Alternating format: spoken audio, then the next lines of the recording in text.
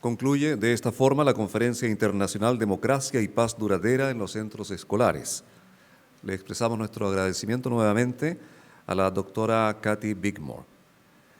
Les recordamos a quienes están presentes en nuestro Salón de Honor que pueden realizar sus consultas y apuntarlas en la hoja especial que encontrarán en el interior de sus carpetas entregadas al inicio de la actividad. Las preguntas serán compartidas a continuación en nuestro panel de conversación. ¿Tenemos ya consultas del público asistente para que nuestro equipo organizador pueda retirar? Si es así, pueden levantar la mano y les serán retiradas. Y quienes estén siguiendo nuestra transmisión vía streaming pueden enviar sus preguntas a través del chat que ofrece la misma plataforma. Bueno, es momento de iniciar entonces el foro panel Oportunidades y desafíos para la construcción de democracia y paz duradera en los centros escolares chilenos.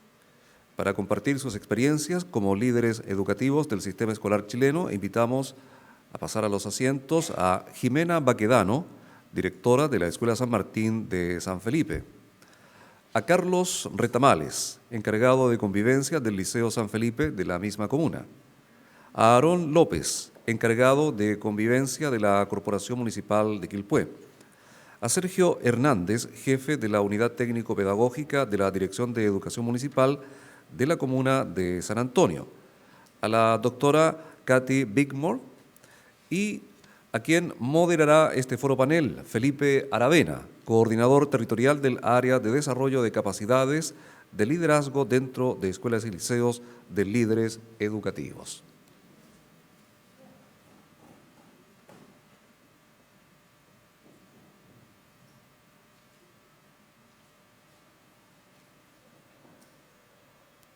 Ahí sí, ¿cierto? Ya. Muchas gracias, Katy, a los presentes que están acá. Primero comentarles por qué están ellos. La idea es justamente conversar sobre la realidad chilena.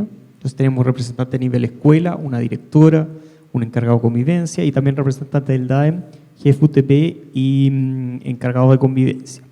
Me gustaría primero sintetizar un poco las ideas de Katy, hacer como una traducción. Creo que tú me corriges, Katy, si estoy bien. Pero creo que hay tres ideas importantes que podrían servir para las personas que estamos interesadas en que los niños aprendan más. Primero que, a partir de lo que señala Katy, en las escuelas las cosas no pasan por generación espontánea. Entonces, habría una intención, tanto de la estructura, de los procesos, de las personas que están a cargo, porque se generen ciertos elementos, ¿ya? Y eso habla de una planificación, o sea, no llegamos a la paz porque de casualidad, sino que hay una intención detrás. Otro segundo elemento que es importante es esta idea de la escisión que tenemos por malformación entre la convivencia y el aprendizaje. O sea, son dos cosas separadas. O sea, y la invitación es pensar de manera súper concreta, por ejemplo, qué espacios de conversación tiene el UTP con el encargado de convivencia. Existen los tiempos para que se encuentren. Cuando monitoreamos la sala de clase solamente estamos viendo que haya un inicio, desarrollo y cierre, que las preguntas sean desafiantes, o también estamos mirando si los estudiantes son más empáticos, si se escuchan entre ellos, cuál es la relación entre el docente y el estudiante. Y finalmente, pareciera ser, a partir de lo que dice Katy, que lo importante se juega en la sala de clase. O sea, el currículum, el proceso de aprendizaje, da muchas pistas de si los estudiantes se están aburriendo, probablemente van a ser más violentos, van a contestar, van a tener malas respuestas. Pero eso tiene una respuesta en el proceso de aprendizaje. Entonces pareciera ser que una gran pista para los líderes escolares, educativos, es mirar qué está pasando en la sala de clase, porque si nos quedamos mirando solamente lo que está pasando en el patio, no entramos a las raíces ni a las causas principales del conflicto, los problemas, la violencia. Entonces, como para abrir el panel, creo que esta idea y lo que plantea Katy nos puede iluminar. Entonces me gustaría primero invitar a los nivel escuela, director y encargado, que nos pudieran compartir qué se quedan con la presentación o qué implicancias tiene desde su rol en el contexto más nacional. Jimena. Sí, buenas tardes. Hemos estado participando durante la mañana con Kathy Bigmore, compartiendo ella su experiencia y la investigación. Y la verdad es que dentro del análisis que yo hago como director y la reflexión, es la enorme responsabilidad que tiene un director en el rol que nos compete, de cómo transformar efectivamente la escuela, que muchas veces desde su estructura es una escuela que genera conflicto o que puede, desde la estructura misma, ser una escuela violenta, una escuela clasista o una escuela racista, ya por decir algo. Entonces, me voy con la inquietud de cómo revisar nuevamente todos los documentos de la escuela, toda la estructura de la escuela, cómo se plantea desde una realidad nueva que también estamos enfrentando nosotros como establecimiento. Lo compartí en la mañana, tenemos más del 10% de alumnos migrantes y eso implica también repensarnos como escuela, reestructurarnos, analizar nuestros documentos institucionales y efectivamente entender de que hay un rol que desde el docente, desde el director, desde el asistente de la educación, tenemos que cumplir para efectivamente poder llevar a la escuela hacia una paz duradera, como nos invita Katy, y que por cierto no es una tarea fácil ni sencilla. Sin embargo, es el momento de comenzar. Buenas tardes, mi nombre es Carlos Retamales, yo soy encargado de convivencia del Liceo San Felipe. Quiero agradecer la invitación para poder compartir un poco la reflexión. Wow, es bastante complejo el panorama. Venimos desde una situación de cómo concebimos la convivencia escolar, desde más que nada, no desde el aprendizaje, sino que desde un tema más disciplinario. Lo que se plantea acá es un desafío ultra, mega grande, digamos, por decirlo de alguna manera, es porque hay que tratar de sacar esta imagen de convivencia escolar solamente disciplinaria para llevarlo a un plano puramente de aprendizaje, ligado, por ejemplo, a aprendizajes como aprendizaje significativo o aprendizajes profundos. Pero esta clase de aprendizaje está guiado para, de cierta manera, que los niños puedan vivir, puedan aprender con una sana convivencia. Entonces, para poder lograr eso, sacar esta imagen estereotipada de lo que es un encargado de convivencia, es muy primordial, digamos, hacer una intervención en la cultura escolar, hacer una intervención en la cultura institucional que cada establecimiento tiene. Entonces, el llamado es, o lo que yo hago como reflexión desde mi posición, es empezar a trabajar, como bien dice Felipe, es trabajar más con UTP, es trabajar más con la pedagogía, pero ligado a la convivencia. Aprendizaje no puede ser concebido sin una buena convivencia y viceversa. Si yo tengo una buena convivencia, es muy probable que los aprendizajes que yo quiera instaurar sean mucho más efectivos. No sea un aprendizaje que se va a ir en 2 o 3 días, como una preparación para rendir un CIMSE, sino que un aprendizaje cotidiano para la vida. Y ese es el gran desafío, es poder hacer unos cambios institucionales bastante importantes y poder de esta manera hacer que la convivencia sea de todos, pero realmente no solamente en un papel, sino que sea de todos y que se trabaje en las prácticas educativas y las prácticas pedagógicas que tenga cada uno de los profesores o docentes y que esas prácticas pedagógicas estén de la mano y muy relacionadas con una buena convivencia. Gracias.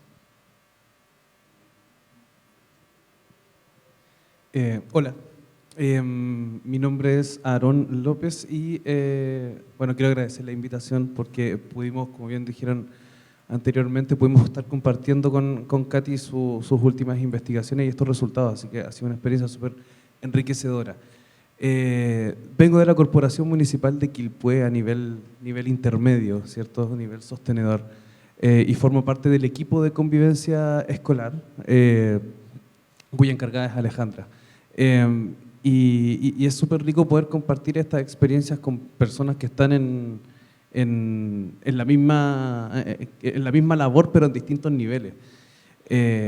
Hace mucho sentido lo que menciona Katy, porque es un debate que se ha instaurado ya hace un tiempo, ¿sí? En el sistema escolar, pero que, y lo reflexionábamos en la mañana, se ha instalado hace un tiempo, ¿sí? Yo creo que todos los que estamos acá sabemos muy bien que la convivencia escolar es un trabajo en el que no debemos enfocarnos después de que ocurre, ¿cierto?, una falta, después de que ocurre el hecho, sino de que tiene que ser un trabajo preventivo y promocional. Creo que todos los que estamos aquí entendemos eso y estamos convencidos de eso. Sin embargo, a pesar de que este debate empezó hace tiempo, todavía estamos en el debate y no hemos sabido cómo poder bajarlo a los establecimientos, a las escuelas, colegios y liceos, incluso contando ya, que era algo que hablábamos en la mañana, contando ya con algunas figuras que hace algunos años no existían, como el encargado de convivencia escolar, como duplas psicosociales, ¿cierto? Donde la labor de estas personas es precisamente hacer que la convivencia tenga un abordaje promocional, preventivo, ¿cierto? Formativo, no después de que ocurra una falta. Pero ¿por qué no lo estamos haciendo si ya contamos con estas figuras, ¿cierto? Si ya tenemos el debate instalado. Y ahí está la mayor dificultad. Desde el nivel intermedio, ¿cierto? Desde el nivel sostenedor, la mayor dificultad es hacer que, no desde la escuela solamente, sino que desde el mismo nivel sostenedor, desde el mismo nivel intermedio, nos haga sentido el trabajo de la convivencia escolar de manera promocional y no sea solamente para que pase lo mismo que a veces pasa con el CIMSE, ¿cierto? Que esta crítica histórica, que no es que queramos subir los resultados actualmente de los indicadores de desarrollo personal y social, por ejemplo, de una disminución de denuncias de la superintendencia, por ejemplo, ¿cierto? Que nos haga sentido que realmente el niño, la niña, el adolescente necesita un desarrollo, necesita desarrollar su participación, su vida en democracia en la escuela, necesita que exista una equidad de género en la escuela, ¿cierto? Y que esto además va a ayudar a los aprendizajes. Nos falta que nos haga sentido quizás eso, más allá de cumplir con la normativa, más allá de que hoy tengamos que tener un plan de gestión de la convivencia, además del manual de convivencia, ¿cierto? Y ahí estamos atacando lo promocional y lo preventivo. ¿Pero por qué? Porque tenemos que tenerlo, porque la superintendencia no nos pasa una multa, ¿cierto? Porque la normativa así lo dice y porque el convenio de desempeño de los directores dice que tenemos que subir en puntaje los indicadores de desarrollo personal y social, por ejemplo. Son puras cosas reactivas, ¿cierto? Entonces, no podemos estar concibiendo algo como la convivencia escolar, que es promocional y preventivo, de una manera reactiva. O sea, falta que nos haga sentido. Falta quizás que nos salgamos del marco de la normativa, del cumplir con la normativa por cumplir con la normativa. Creo que es uno de los desafíos más grandes y qué bueno que se instaló en la normativa. Qué bueno que ya no solamente se mide cierto lenguaje, matemáticas, ciencia, historia y que ya hace 5 años atrás que se están midiendo otros indicadores.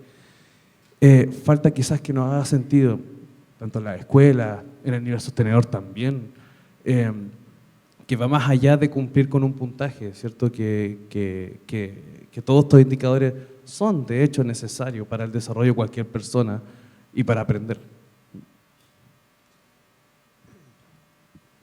Bien, buenas tardes. Soy Sergio Hernández, jefe técnico del DAEM de San Antonio.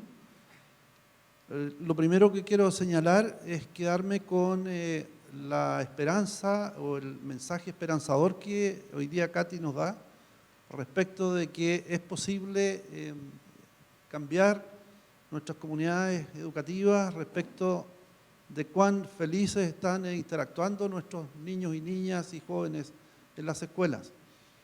Ella manifiesta en su ponencia, y que hoy día en la mañana tuvimos la suerte también de compartir con ella, 2 elementos que me hacen mucho sentido y que los nombra con absoluta convicción. Habla de convivencia y paz.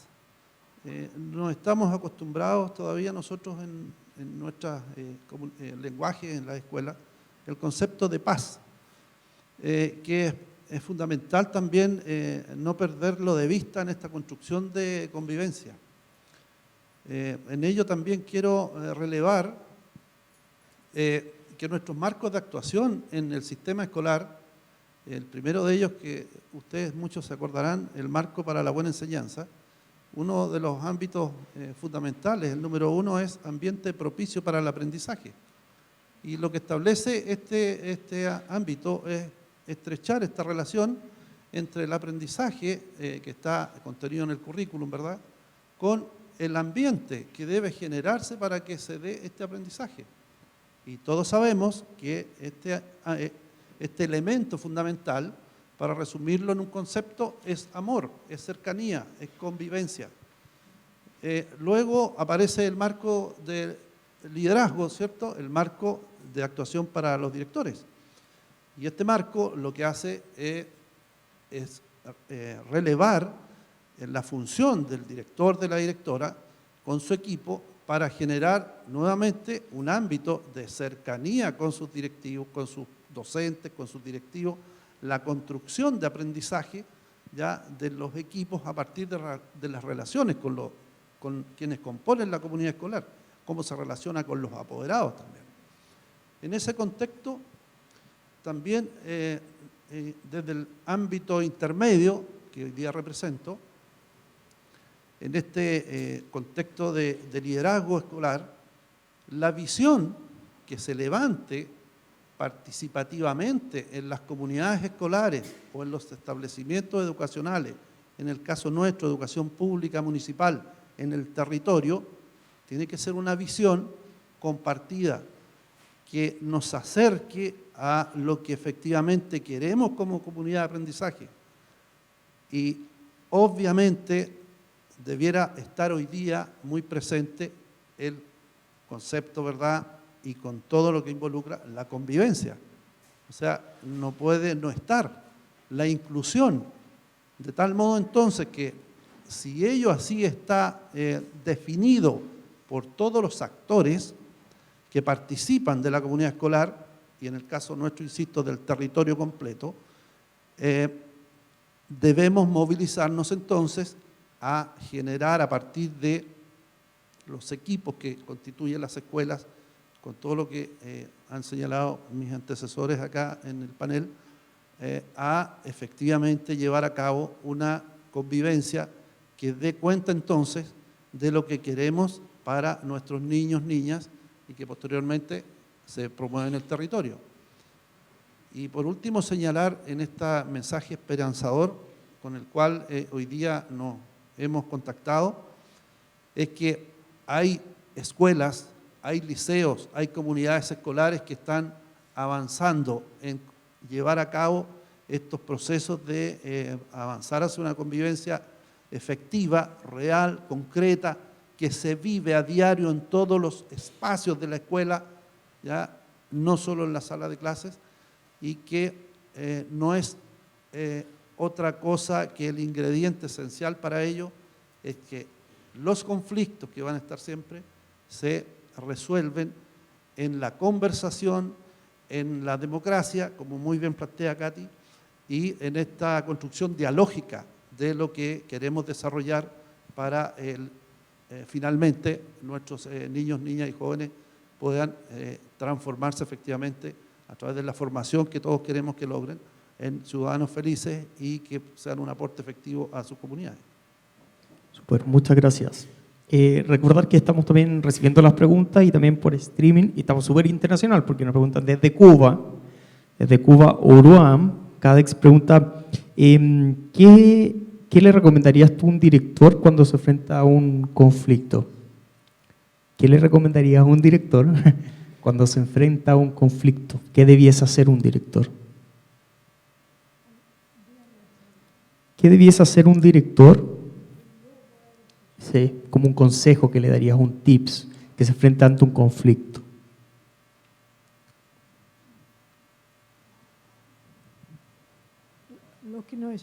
Lo que no estoy entendiendo es cuál tipo de conflicto está hablando. No dice el tipo de conflicto. Quizá le podríamos preguntar por streaming qué tipo de conflicto se está refiriendo. Bueno, porque es una buena pregunta, pero inmenso, depende.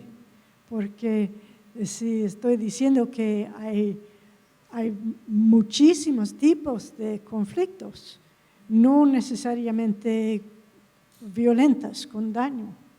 Entonces, más o menos lo que estoy haciendo es de tratar de identificar los recursos humanos que existen ya en la escuela, que pueden ayudar. Entonces, por ejemplo, si por conflicto está hablando de una disputa entre estudiantes. En este momento, ¿cuáles recursos tienen en su escuela? ¿Preparada antes, entrenando los alumnos sí mismo y también todo el personal escolar para cómo negociar, cómo facilitar la negociación? Bueno, si tienen este recurso, hay muchas más opciones después de un conflicto, un desacuerdo, porque se puede decidir quién puede ayudar con esta situación, dónde tiene que ir. Todo. Si es un conflicto, por ejemplo, entre un estudiante y su profesor, es diferente tipo de conflicto. ¿Cuál tipo de relación tienen? ¿Cuál apoyo ha tenido ese profesor para su propio aprendizaje profesional en cómo comunicar, escuchar, involucrar a sus estudiantes en procesos? Entonces, tenemos más recursos en la escuela para afrontar varios conflictos. Si pensamos de los conflictos como oportunidades de aprender y pensamos sobre los miembros de la comunidad escolar como recursos que pueden ayudar, pueden aprender a ayudar. Más bien decía un conflicto, porque ahí se compartió un conflicto entre estudiante y profesor, pero la pregunta hacía más referencia a entre adultos. Por ejemplo, un conflicto laboral, de celo profesional entre docentes. Hay problemas entre los docentes. Ese tipo de conflictos se refiere. Entonces, conflictos entre adultos o dentro del personal de la escuela, está diciendo. Bueno, eso es porque tenemos este bonito centro de liderazgo, porque es todo un sistema de facilitar comunicación y tomar de decisiones y todo. Entonces, aún en esos tipos de conflictos, es muy común asumir que el problema es ubicada en un individuo y no en una relación institucional, interpersonal e institucional. Entonces, no puedo decidir desde Canadá y desde mi mirada qué se puede hacer, pero puedo decidir que se puede mirar los procesos diarios en la escuela, cómo se puede agregar, aumentar las opciones para inclusión de otras miradas, para igualdad, equidad y para participación. La participación con otro personal no necesariamente quiere decir negociación.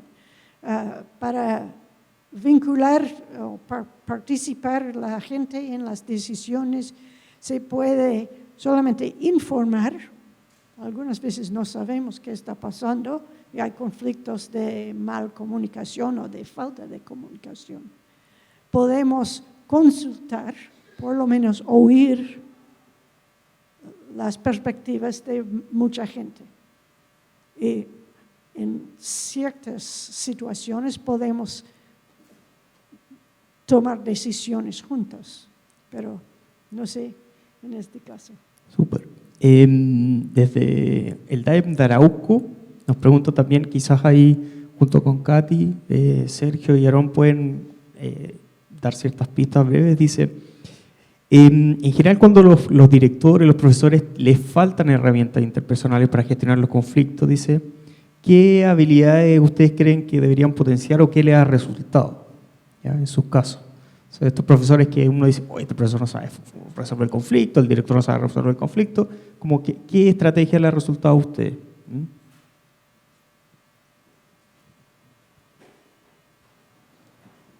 Bueno, nosotros hace poco tuvimos efectivamente un conflicto en un establecimiento y claro, lo más importante es, como bien planteaba Katy, es prevenir, o sea, es adelantarnos a que ocurra esto y eso se logra escuchando, dialogando, generando espacios de conversaciones y logrando que los equipos funcionen.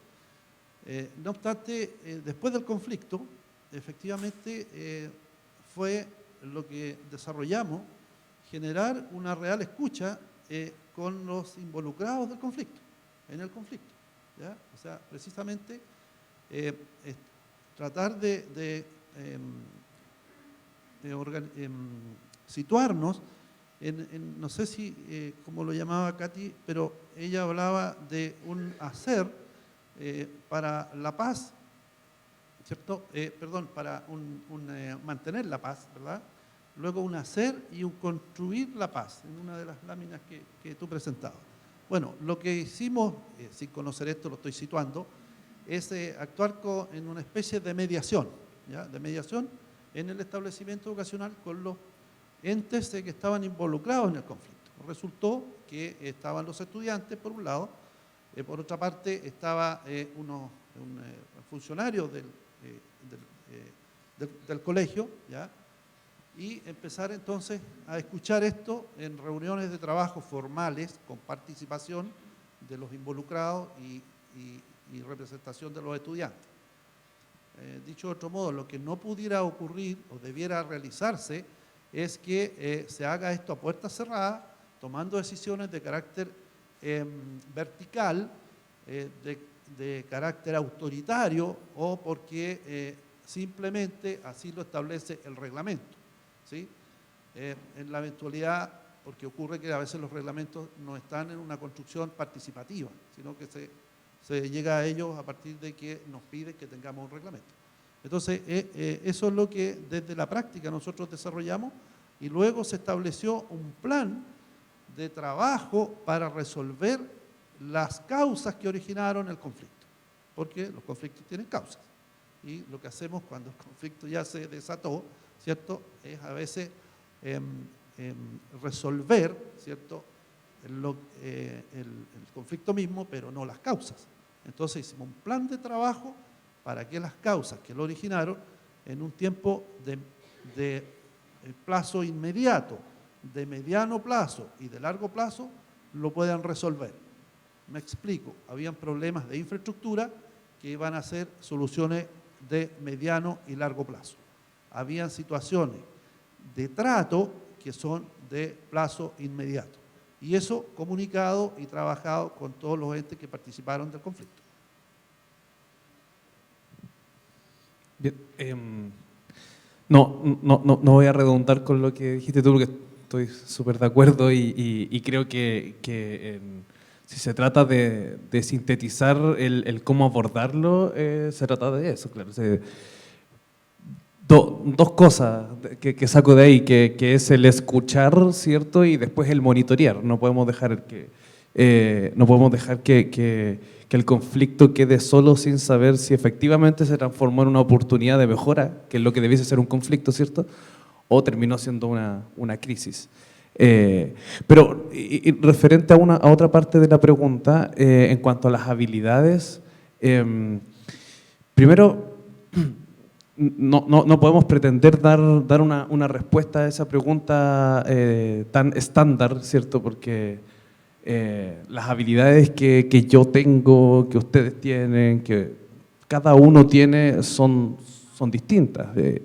Yo tengo algunas habilidades que a lo mejor carezco de ellas y ustedes tienen otras que a lo mejor yo las tengo un poquito más fuertes. Entonces, más allá de entregar una receta en cuanto a las habilidades que se tengan que capacitar a los profesores para que sepan abordar conflictos con sus estudiantes o con quien sea, yo creo que una buena estrategia que se da en el nivel que estoy representando de manera informal, sí, lamentablemente, es poder conocer Y quizá esto, más que a nivel sostenedor, ¿cierto?, es más a nivel escuela, más a nivel del director o directora, poder conocer realmente a los profesores y las profesoras con los que cuenta el establecimiento, más allá de sus conocimientos técnicos, era algo que hablábamos en el almuerzo, más allá de sus conocimientos técnicos, ¿cierto?, que para eso podemos mirar el currículum. Y a veces olvidamos el conocer cuáles son las habilidades socioafectivas que tienen los profesores y las profesoras, y creemos que todos tienen las mismas habilidades o que todos las tienen, ¿cierto?, por el hecho de que son adultos, pero no podemos suponer eso. Yo creo que todos los que estamos acá y que somos todos adultos carecemos de un montón de habilidades socioafectivas al relacionarnos, y hay otras que por supuesto que la tenemos. Entonces es importante que los directores y las directoras puedan conocer en ese aspecto a sus profesores y profesoras para saber en qué vamos a potenciar el equipo docente. Existe un documento, ¿cierto?, uno de los planes que se añadieron hace no mucho, que es el Plan de Desarrollo Profesional Docente, que es una muy buena estrategia. Hay algunos establecimientos de la Corporación de Quilpué que lo han hecho, en que se han centrado en un desarrollo profesional docente en habilidades socioafectivas, más allá de conocimientos técnicos. Y ha dado resultados, ha dado un montón de resultados, porque la habilidad en la que se han centrado tiene que ver con, si pudiéramos condensarla en una, ¿cierto?, porque es bien difícil, pero tiene que ver con la empatía. ¿Y en qué sentido? En el sentido de que es algo que nos cuesta mucho, no solamente a los profesores, sino que a todos los adultos, nos cuesta mucho ponernos en el lugar del estudiante, en el contexto del estudiante, en lo que vive el estudiante en la casa, en el barrio, ¿cierto?, con sus amigos, lo que pasa fuera de la escuela y también lo que pasa dentro de la escuela. Y cuando ignoramos lo que pasa con el estudiante y lo que siente el estudiante, es decir, cuando no practicamos la empatía, porque en el fondo es eso, abordamos el conflicto desde otras aristas que no tienen nada que ver, porque estamos desconociendo las razones que llevó al estudiante a ese conflicto, ¿cierto? Porque esas razones vienen de esos contextos. Entonces, nos cuesta mucho como adultos, y también a los profesores específicamente, ceder poder, ceder las instancias de habla y de escucha. Generalmente entre estudiantes y docentes, quien más tiene el poder para hablar, ¿cierto?, para comunicarse, son los profesores, no son los estudiantes, porque tenemos una mirada adultocéntrica, ¿cierto? Entonces, en cuanto a habilidades, yo diría que una de las fundamentales es la capacidad de que nos pongamos en los zapatos del estudiante o de la estudiante para poder entender por qué nació el conflicto de partida. Y eso es empatía. Y nos cuesta mucho a veces. A veces nos duele un poquito el ego, el tener que cederle, ¿cierto?, el que hable más el estudiante a que hable más yo, que soy adulto. Gracias. Y aquí para el nivel escuela, Jimena, Carlos preguntan si podrían compartir alguna experiencia exitosa respecto a arrancar, entre comillas, esta pregunta la hicieron de acá del público, arrancar de la rutina de reaccionar ante el conflicto, como qué podrían compartir, qué les ha resultado a ustedes que están pensando más a largo plazo y no en la contingencia. Es difícil, en realidad siempre nos vemos enfrentados a reaccionar a la contingencia. Sin embargo, quiero señalar una experiencia que tuvimos como escuela, en el cual lo compartimos en la mañana. Un grupo de alumnos haitianos llegaron a nuestro establecimiento y actuamos en razón de lo que siempre habíamos hecho. El corte de cabello indicado, y rápidamente accedimos a las alumnas, a las chicas, a indicarles que sus trenzas y todo lo que ellas usaban no era coherente con nuestro reglamento interno. Lo explico y lo señalo porque decía anteriormente cómo muchas veces nuestros reglamentos son generadores de un conflicto. Entonces, en ese minuto no estábamos viviendo esta realidad y pudimos observar efectivamente cómo los instrumentos institucionales pueden generar un conflicto y cómo la escuela actúa coherentemente a los tiempos que está viviendo y a las realidades que enfrentan los estudiantes. Ahora, eso nos ha llevado a repensar la escuela, a repensar nuestra institución, a repensar cómo es la escuela que hoy día tenemos y cómo es la escuela que queremos vivir. Ahora, respecto de la pregunta tal cual, ¿cómo hacerlo? Creo que antes de actuar implica pensar. Yo recién estaba pensando, Katy, ¿cómo reaccionar ante un conflicto sin que el sesgo emocional actúe? Porque tú señalabas que el conflicto tiene etapas, ¿no es cierto? Y que hay momentos en los cuales debemos actuar. Creo que esa es una de las maneras, antes de atender la contingencia, observar, analizar, repensar y efectivamente darnos un tiempo para actuar y no actuar aceleradamente, porque probablemente atendamos el conflicto no en las causas, ¿ya? Sino que vamos a estar respondiendo a la situación puntual, sin embargo la causa no va a ser analizada ni mucho menos atendida. Así que yo creo que pensando mucho, tomándose un tiempo, analizando lo que efectivamente nos están planteando los padres y ver efectivamente cómo se generó este conflicto, si es que la escuela también es un generador de él, ¿ya? Porque muchas veces lo somos. Yo quería un poco también hablar de la pregunta anterior. Cuando tenemos un recurso humano en el cual no tiene las habilidades, por ejemplo, para enfrentar un conflicto, le faltan las competencias y habilidades, es importante, y bueno, yo también soy como profesión psicólogo, se puede entrenar al recurso humano. ¿Cómo? A través, por ejemplo, de un ciclo de aprendizaje experiencial. Esta clase de aprendizaje lo que formula realmente es tomar, por ejemplo, a los grupos de docentes que queremos trabajar y, por ejemplo, darle una experiencia concreta, o sea, una experiencia que ellos hayan vivido y que tenga que ver con su cotidianidad propiamente tal. Una vez que ellos nos dan esta experiencia, empezar a trabajar con ellos sobre esta experiencia, pero a través de la reflexión. O sea, usted, profesor, se lo hizo de tal manera, ¿por qué no lo intentamos hacer de esta otra forma y qué resultados podríamos llegar a tener? Esta clase de aprendizajes experienciales, sí, efectivamente nos puede dar que varios profesionales y docentes pueden aprender habilidades y competencias blandas para poder enfrentar un conflicto, ¿ya? Entonces, pensando en eso, se puede lograr, como citaba anteriormente, el aprendizaje de estos conflictos. Y lo otro, para enfrentar un conflicto es sumamente complejo si es que no tenemos esta habilidad blanda de cierta manera, lo emocional no se puede controlar, los sentimientos tampoco, no hay nadie, ninguno de nosotros somos unos robots. Pero sí tenemos que tener las condiciones necesarias para mantener la calma y empezar a investigar. Por ejemplo, muchas veces varias autoridades hablan del justo proceso, y el justo proceso tiene que ver qué pasó con esta parte y qué pasó con esta otra parte, cuáles son las versiones que hay a raíz de eso. Una vez que tengamos esa información, generalmente yo les aconsejo que no sea solamente una investigación, porque un solo investigador, hay un alto proceso o un alto nivel o porcentaje de sesgo. Lo importante sería que se le encargue a un investigador que pueda realizar qué ocurrió con este conflicto. Una vez que este investigador emite unos datos, que se reúna a un grupo de pares, profesores, y que analice el conflicto para poder llegar a una determinación o una decisión.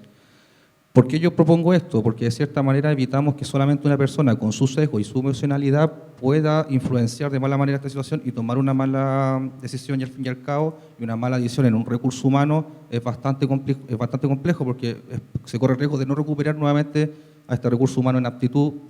Entonces, una vez que se forme esta comisión y esta situación y se puedan dar ciertas decisiones, se le comunica, digamos, al profesional, al docente, si es que en el caso de que fueran entre adultos. Pero yo recomiendo más esa forma de actuar. O sea, por una parte tenemos que sí se le puede a las personas, al recurso humano, a los profesores, a los docentes, enseñar sobre habilidades y competencias para enfrentarse a través de un conflicto, y a raíz de eso también nosotros podemos tener un protocolo de acción, ¿ya? El cual consiste en que se le designe a una persona que sea parte de este docente o de estos adultos, que realice la investigación, luego esto se puede pasar a un comité, que también puede ser designado por los mismos pares, y de ahí se pueda lograr tomar una determinación referente a qué pasa con este conflicto, realmente qué grado tiene y qué solución le podríamos dar. Desde el público también nos preguntan, Katy, pareciera ser que una persona que está trabajando en una escuela muy jerárquica, porque dice, ¿cómo poder ayudar al director, dice director, a repensar la democracia? O sea, porque es fácil decirlo, pareciera ser que, oye, hay que ser democrático, la paz y todo, pero ¿cómo hacerlo en una estructura donde el poder está muy concentrado, tenemos este director muy que controla todo? ¿Cómo hacerlo? Porque pareciera ser que la persona está desde una posición de abajo. Está preguntando cómo el director puede sí mismo aprender o aumentar su sentido de democracia. Bueno, mi respuesta inicial es paso a paso. Entonces, la democracia tiene ingredientes y se puede empezar con cualquiera. Entonces, si hay tipos de participación, procesos de informar y consultar que se puede, con cuáles se puede empezar. Eso es una buena idea. Si se puede empezar con la dimensión de inclusión, de cómo se puede incluir y reconocer las competencias de más personas y sus valores para la comunidad, bueno, eso vale también. Y también igualdad, equidad. Entonces, algunos de nosotros preferimos empezar con los problemas más fundamentales de quién tiene lo que necesita en total. Entonces, es más un proceso de democratización, menos un proceso de que, bueno, tenemos democracia o no tenemos democracia. Estamos todos en proceso y los líderes educativos pueden aprender en la misma manera que otros, escuchando, practicando, reflexionando, probando opciones nuevas. Aún sus propios alumnos pueden enseñar muchísimo de cómo están afrontando sus conflictos, qué quieren, qué les preocupan y todo. Entonces, en procesos de escucha es un buen lugar para empezar. Puede ser, es difícil porque obviamente el director, la directora tiene responsabilidad y las escuelas no están democracias completamente, pero pueden democratizar, pueden añadir, aumentar las opciones para inclusión, equidad y participación. También hay otras preguntas, pero también me gustaría, quizás a lo mejor alguien tiene un micrófono abierto, quisiera comentar una reflexión o algo abierto. ¿Sí? Si alguien quisiera, ¿no? Si no, vamos con la siguiente pregunta. Entonces dice, ¿qué hacer en términos de una escuela que tiene altos niveles de violencia? O sea, como que tú dices paso a pasito, ¿cuál sería el primer paso que deberíamos dar con una escuela que sabemos que tiene altos niveles de violencia? Bueno, he oído muchas respuestas en esta pregunta muy importante desde mis colegas aquí. Entonces, mis investigaciones también han estado totalmente en lugares de alta violencia. La necesidad es la madre de la invención. Entonces, no podemos decir que es demasiado difícil, aquí no podemos empezar. Eso es exactamente donde tenemos que empezar porque hay necesidad tan grande. Entonces, si se puede afrontar algunos tipos de violencia, investigando sus raíces, sus causas, sus partes, sus consecuencias, y aumento opciones para inventar otras posibilidades. Normalmente no empezamos con el problema lo más difícil. Empezamos con relacionarnos, con capacitarnos, con relaciones inclusivas y de entendimiento mutuo, y con procesos que se puede aprender para afrontar problemas. Y después esos procesos pueden incorporar como recursos los docentes y los alumnos mismos, porque todos quieren la paz. Sí, ahí tiene una última reflexión.